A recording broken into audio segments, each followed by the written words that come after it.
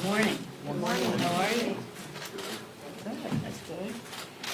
We've been hearing from people all over the country since last night and this morning. Seems like people have a spring in their step because the president was held accountable for his reckless behavior. No one is above the law, and the Constitution is the supreme law of the land. No one is above the law, and the president has been held accountable. It really is interesting to see the response that we are getting, bipartisan, across party lines. I myself want to say I have a spring in my step because of the moral courage of our caucus. To see them all, so many of 100 members go to the floor, that's all that we had time for, to go to the floor and speak about our Constitution, about the facts of the case, so clearly, so patriotically, so prayerfully, and so solemnly, but so definitely. I just get this off the table right away. To impeach the president immediately, everybody's on to the next thing.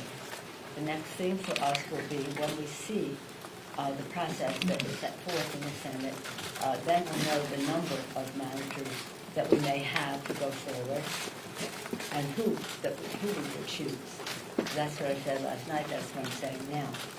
The precedent for this, and I met with my first chair, Mr. Summers, for a press conference after the votes last night, and we discussed the precedent of it all, and that is in the most recent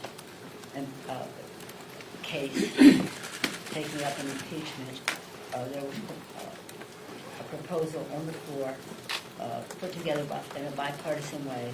100 senators voted for the process on how it would go forward on the case of President Clinton. We would hope that they could come to some conclusion like that. But in any event, we're ready. When we see what they have, we'll know who and how many we will send over. That's all I'm going to say about that now. We've had a very eventful week. I'm so proud of our members and really in some cases the bipartisanship of some of us and some not. Last year's campaign we said, for the people, we would lower the cost of health care, starting with lowering the cost of prescription drugs and preserving the pre-existing condition benefit.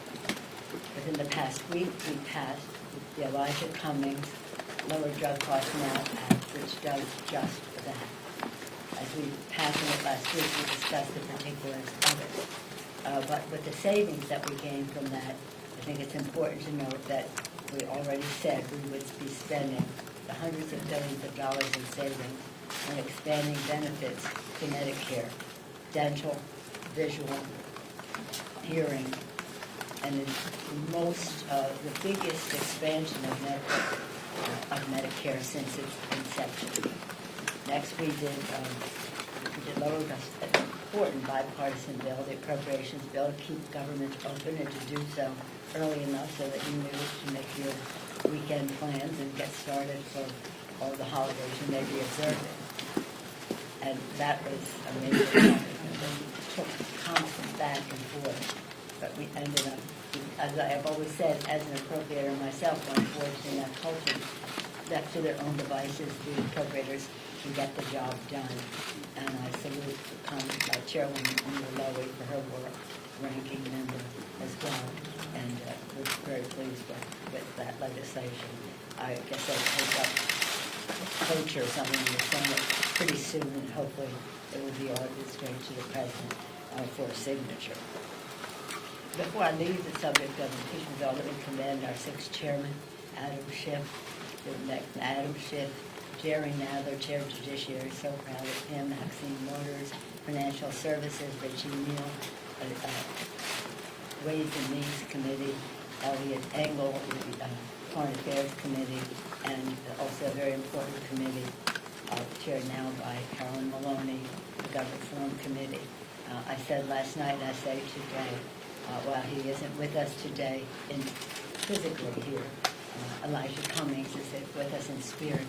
The foundation he helped lay for justice is with us. And he said, when we're dancing with the angels, what we know about what we did to keep the Constitution intact.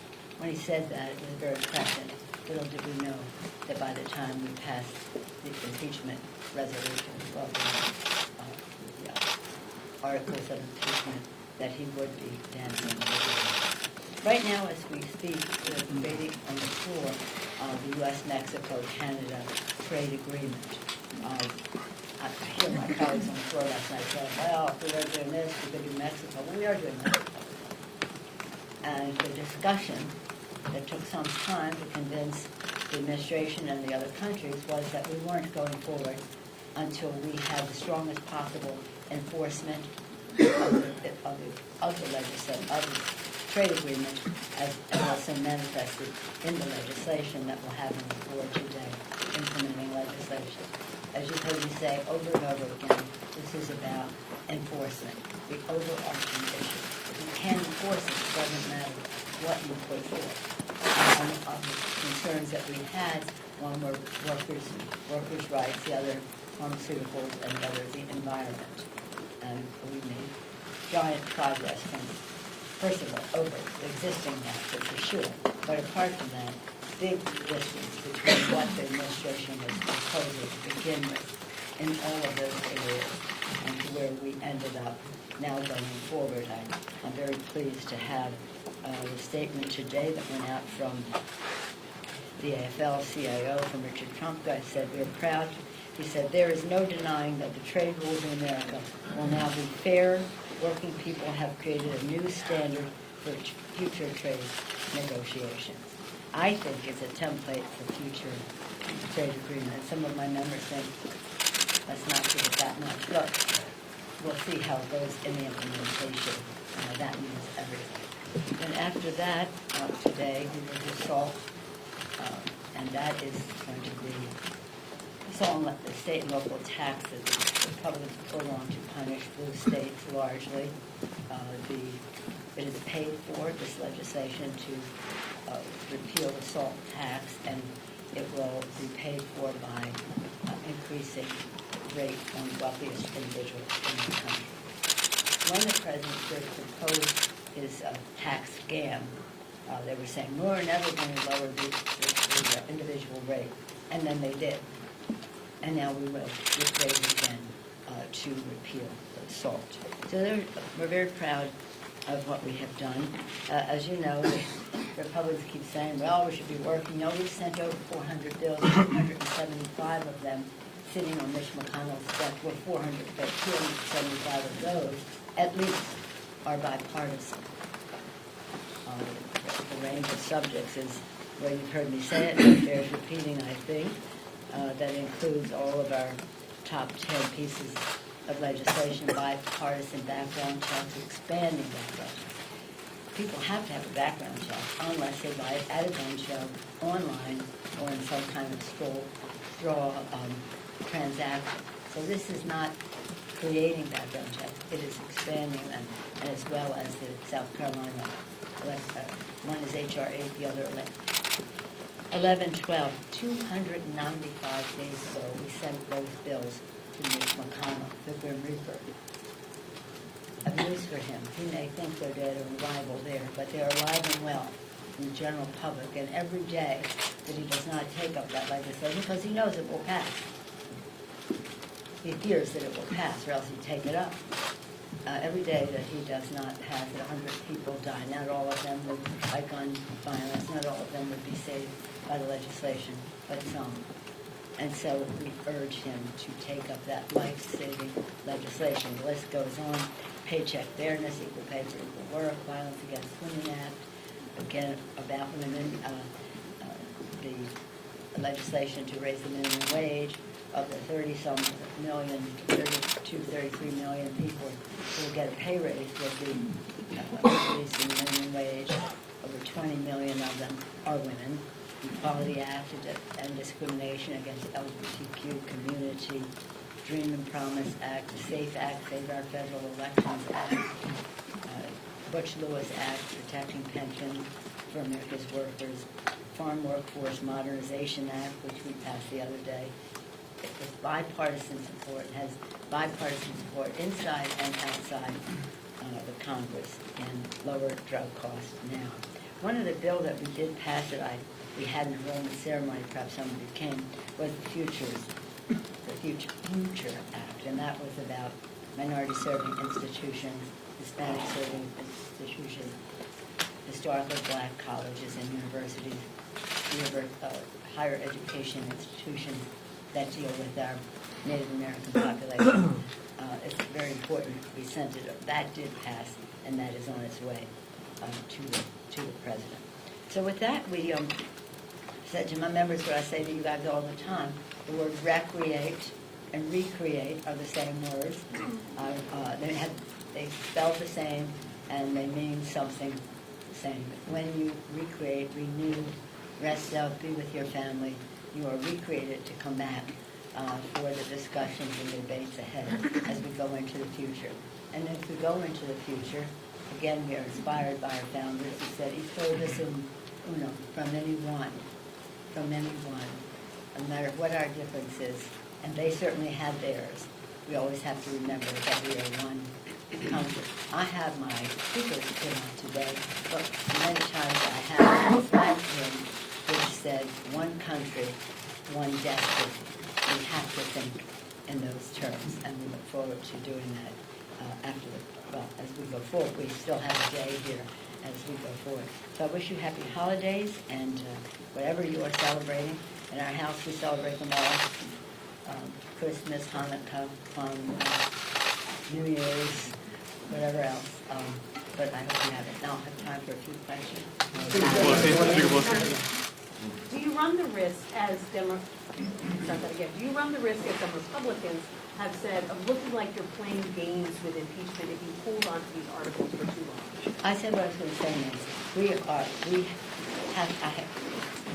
When we bring the bill, which is, just so you know, there's a bill made in order by the Rules Committee that we can call up at any time in order to send it over to the Senate and to have a provisions made for the impeachment.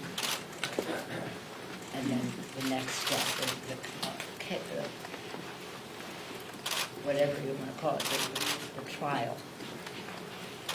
That is where you put the managers. I was not prepared to put the managers and that bill yet because we don't know the arena that we are in. Frankly, I don't care what the Republicans say.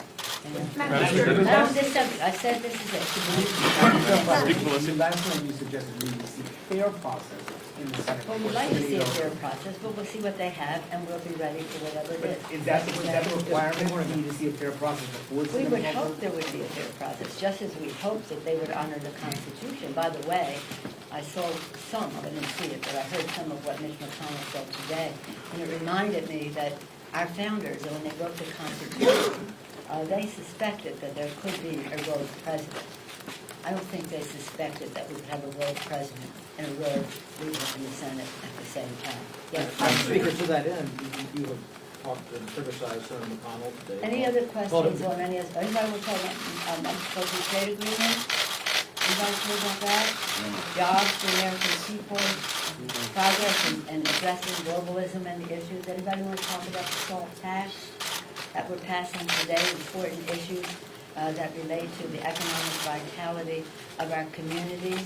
Any other questions? Because I'm not going to answer any more questions. Here's one. Clearly, to understand, when we see what their process is, we will know who and how many we want to send over. But this question Not deals with until then. legislation I'm in not the going to go Senate. there. Yes, sir. On USMCA, one expects the president will campaign how he got rid of the worst trade deal in history and made a better deal. Is that something you want to take credit for, or will you let him do Of course we'll that? take credit for it, because what he proposed did not fill the bill with what he just described. But there are those, and some of you have heard about substance, have in the past asked about whether we would pass that, because it would have what we call collateral benefit to the president. I don't care about that, but we had an opportunity to do something very important for the American people, for America's workers, and we could not let him stand in the way of that because he would go out and take credit. So this is about him. It's about American workers. It's about being good neighbors in our hemisphere. And frankly, we weren't going to go down that path until the administration conceded on many of the provisions that they had in the original proposal, which were not acceptable and which were not, as you described, the president would describe it. Yes, Madam sir. Speaker, have you had any conversations with Congressman Van Drew about maybe caucusing No. within the new year? Zero. Do you have any advice for the No, congressman? I don't, nothing. Zero. Madam Speaker? That's it, The yeah. president last night had some pretty harsh comments about your dear friend Debbie Daigle and her late husband. Wondering if you have any reaction. Let us pray. Let us pray for the president. This is, the president clearly is insecure when it comes to statespersons. Whether it was John McCain, think of what he said about John McCain and his supporters just overlooked that. John McCain. Now John Dingell. What the president misunderstands is that cruelty is not wit. Just because he gets a laugh for saying cruel things that he says doesn't mean he's funny. It's not funny at all. It's very sad. Thank you all very much. Happy holidays.